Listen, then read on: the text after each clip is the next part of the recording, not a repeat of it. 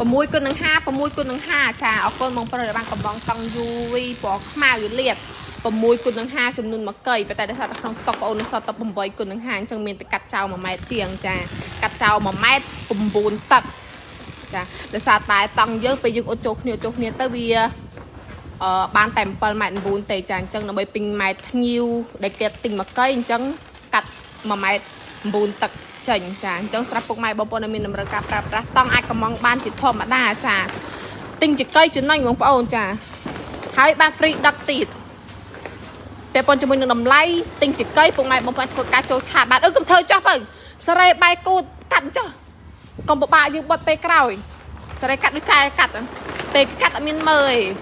ដល់ពេលចេះធ្វើចេញមកឆ្កងខុសគេទាំងម្ដងបើយើងចេះមើលគេអ្នកកាត់ស្រួលយើងចេញមកក៏ស្រួលដែរនេះគ្រាន់តែកាត់ហើយគឺបត់ចូលដូចដើមវិញអត់មានពិបាកញ៉ៃបើធ្វើដូចបងអូនខ្ញុំមិញគឺ